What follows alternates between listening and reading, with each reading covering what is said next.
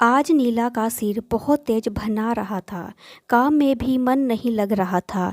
रात भर सो ना सकी, इसी सोच में लगी रही क्या करे क्या ना करे।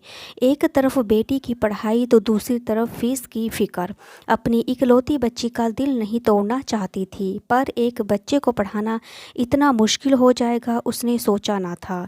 पति की साधारण सी नौकरी, उस पर शिक्षा का खर्चा, और आजकल एक आदमी की कमाई से तो घर का खर्चा ही चल पाना बहुत ही मुश्किल है। तभी बेचारी छोटी सी नौकरी कर रही थी नीला।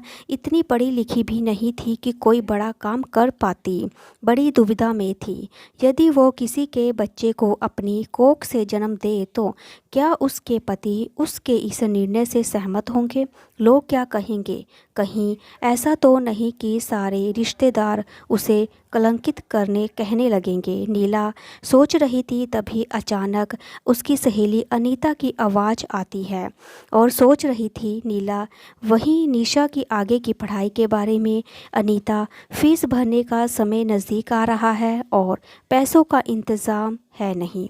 इतना पैसे तो कोई सगा नहीं देगा, और दे भी दे तो लौटाओगी कैसे? घर जाती हूँ तो निशा की उदास सूरत देखी नहीं जाती, और यहाँ काम में मन नहीं लग रहा। नीला बोली, मैं समझ सकती हूँ तुम्हारी परेशानी, इसलिए मैंने तुम्हारे सरोगेट मदर के बारे में बताया है, और फिर उसमें कोई बुराई भी नहीं है। नीला, जिस दंपति के किसी कारण बच्चा नहीं होता, या फिर महिला में कोई बीमारी हो जिससे वो बच्चा पैदा करने में अक्षम हो, तो ऐसे दंपति स्वस्थ महिला को कोख किराए पर लेते हैं।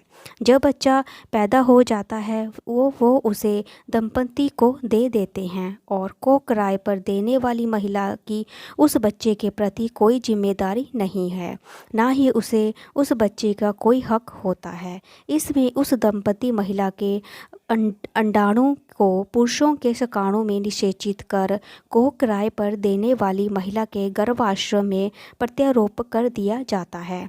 ये कानूनन कोई गलत काम नहीं है।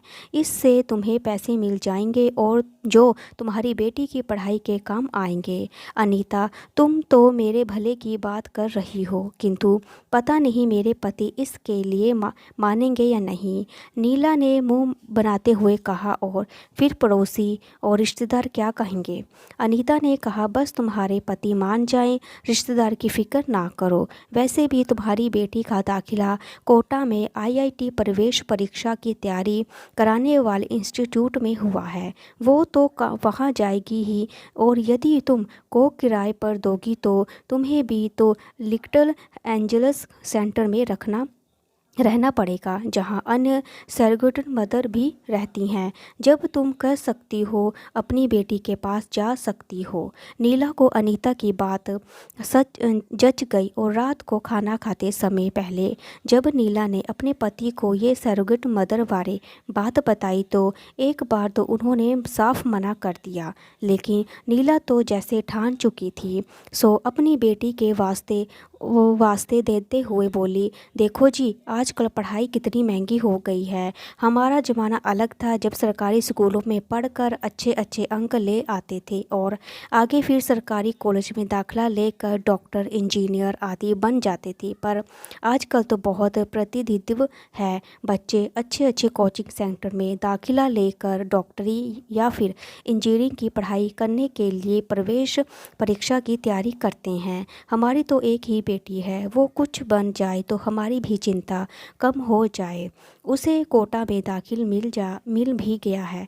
अब बस बात फीस पर ही तो अटकी है। यदि हम उसकी फ़ीस ना भर पाएँ तो बेचारी आईआईटी में प्रवेश परीक्षा की तैयारी ना कर पाएगी।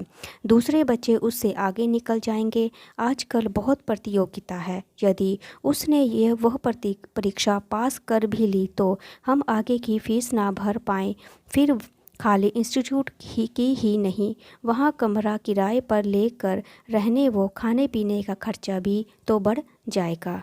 हम इतना पैसा कहाँ से लाएंगे? अनीता बता रही थी कि कोख किराए पर देने के लिए 7 से 8 लाख तक मिल जाएंगे। फिर सिर्फ 9 माह की तो बात है। उसके बाद कोई चिंता नहीं। हमें अपनी बेटी के भविष्य के बारे में सोचना चाहिए। पढ़ जाएगी तो कोई अच्छा लड़का मिल जाएगा। ज़माना बदल रहा है, हमें भी अपनी सोच बदलनी चाहिए। नीला के बार बार कहने पर उसके पति मान गए।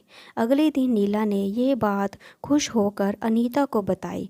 अब नीला बेटी को कोटा भेजने की और वह सोम भी लिटिल एंजल्स जाने की तैयारी में जुट गई। उसे कुछ पैसे कोख किराए पर देने के लिए एडवांस में मिल गए थे। उसने निशा को फीस के पैसे देकर कोटा रवाना किया और सोम भी वो लिटिल एंजल्स रवाना हो गई।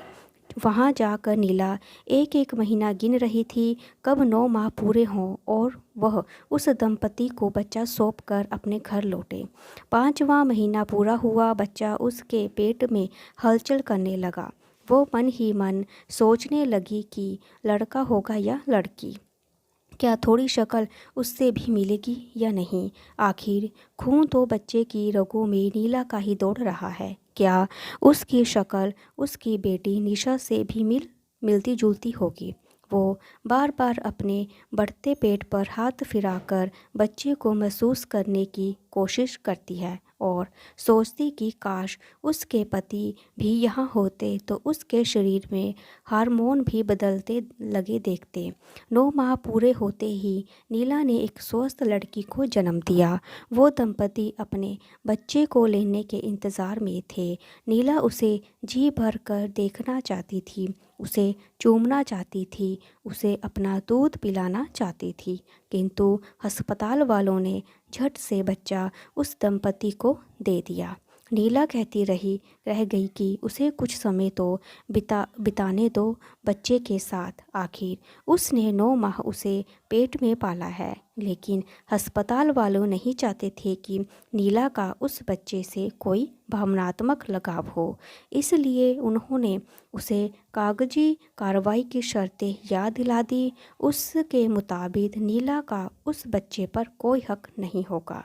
नीला की ममता चित्कार कर रही थी और अपनी बेटी को पढ़ाने के लिए उसने अपनी कोख 9 माह किराए पर क्यों रख दी।